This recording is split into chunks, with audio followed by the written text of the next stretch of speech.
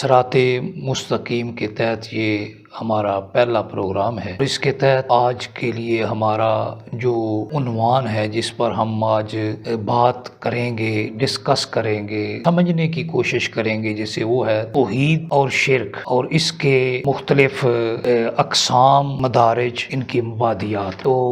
ہم سب سے پہلے تو اس سرکار دو عالم صلی اللہ علیہ وآلہ وصحبہ وبارک وسلم کے فرمان سے بات کا آغاز کرتے ہیں، بات چیت کا، کہ حضرت عقبہ ابن عامر رضی اللہ تعالیٰ عنہ آپ راوی ہیں۔ مسلم شریف کتاب الفضائل باب اثبات حوض نبینا صلی اللہ علیہ وآلہ وصحبہ وبارک وسلم و صفاتہ، اس کے تحت حضرت عقبہ بن عامر رضی اللہ تعالیٰ عنہ سے جو مروی روایت ہے، یہ روایت حضرت عقبہ بن عامر نے جو روایت کی ہے، آپ فرماتے ہیں کہ رسول اللہ صلی اللہ علیہ وسلم نے رسول اللہ صلی اللہ علیہ وسلم علی قتل احد ثم صعد المنبر کالمودع، کہ رسول اللہ صلی اللہ علیہ وسلم نے اہل احد پر نماز، ایک تو معنی یہ ہوگا کہ نماز پڑھائی، لیکن چونکہ اس روایت کے آخری الفاظ کچھ اور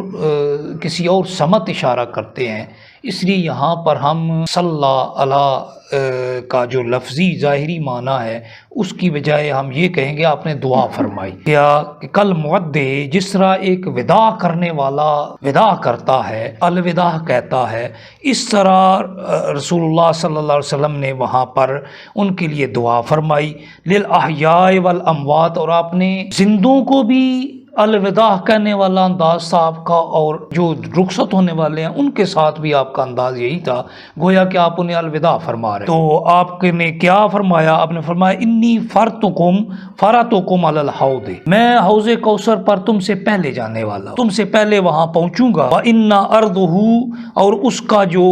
طول ہے، اس کا عرض ہے، وہ کتنا ہوگا؟ کما بین ایلۃ الی الجوفہ، وہ ایلا اور جوفہ کے درمیان جتنا فاصلہ ہے اس طرح کا اس کا عرض ہے۔ انی لست اخشی علیکم، مجھے تم پر یہ خوف نہیں ہے، مجھے اس بات کا خوف ہی نہیں ہے کہ تم ان تشرکوا بعدی، کہ میرے بعد تم شرک کرو گے، میرے بعد تم شرک میں مبتلا ہوگے، تم شرک کرو گے، اس کا مجھے خوف ہی کوئی نہیں ہے۔ خوف کس بات کا ہے؟ ولکنی اخشی علیکم، مجھے زیادہ خوف اس بات کا ہے تم کیا کرو گے؟ الدنیا، کہ دنیا کے معاملے میں تم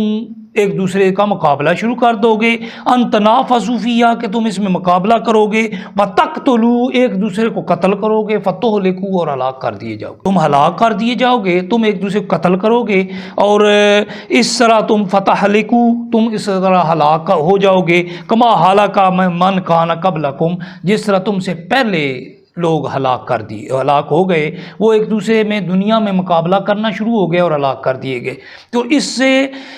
بات جو سمجھ آنے والی وہ یہ ہے کہ رسول اللہ صلی اللہ علیہ وسلم نے فرمایا کہ مجھے اپنے بعد تمہارے شرک میں مبتلا ہونے کا خوف ہی کوئی نہیں، خوف اس بات کا کہ دنیا میں تمہارا آپس میں مقابلہ شروع ہو جائے گا، تم دنیا اکٹھی کرنے میں لگ جاؤ گے۔ تو پتہ چلا کہ من حیث الجماع،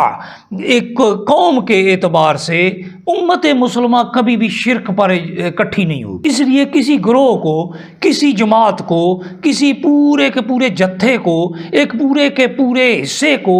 مشرک قرار دے دینا یہ درست نہیں ہوگا، کیونکہ یہ سرکار دو عالم کی اس صریح حدیث کی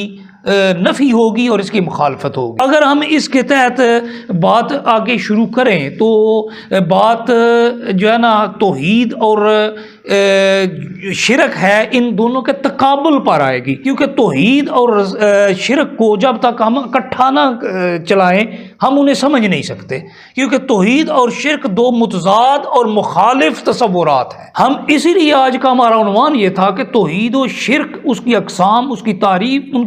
ان کی اقسام، اور ان کے آگے پھر ان کی اپلیکیشن کہاں کہاں ہوتی ہے اور کہاں کہاں نہیں ہوتی ہے۔ تو اسی تحت ہم نے آج جو شروع کے پہلے مبادیات سمجھ لیتے ہیں کہ توحید و شرک کے بنیادی تصورات سمجھنے سے پہلے ہمیں کچھ اپنے لیے رولز اینڈ ریگولیشن مقرر کرنے پڑیں گے، کچھ قواعد و ضوابط ہیں جن کی پیروی کرنی پڑے گی۔ ان میں سے پہلا یہ ہے کہ توحید اور شرک دو متضاد تصورات ہیں جن میں سے ایک کا اثبات دوسرے کی نفی ہے، ایک کو ثابت کرنا دوسرے کی نفی کرنا ہے۔ مثلا توحید کو ماننے والا کبھی بھی شرک کا قائل نہیں ہو سکتا، کبھی بھی شرک کا اقرار کرنے والا نہیں ہو سکتا، کیونکہ توحید کا اثبات شرک کی نفی ہے اور شرک کا اثبات شرک کو ثابت کرنا یہ توحید کی نفی ہے۔ اس لیے ان میں سے کوئی ایک چیز جو موجود ہوگی دوسری چیز موجود نہیں ہو سکتی۔ توحید و شرک دو واضح عقیدے ہیں، الگ الگ تصورات ہیں جو متقابل بھی ہیں متخالف بھی ہیں۔ کوئی بھی موضوع کوئی بھی عقیدہ یا عمل اگر توحید ہے، اگر وہ توحید ہے تو اس کا نفی کرنا شرک کہلائے گا۔ کوئی بھی عقیدہ کوئی بھی تصور کوئی بھی خیال آپ کا کوئی بھی عمل اگر عین توحید ہے تو اس کا انکار عین شرک ہوگا۔ اس لیے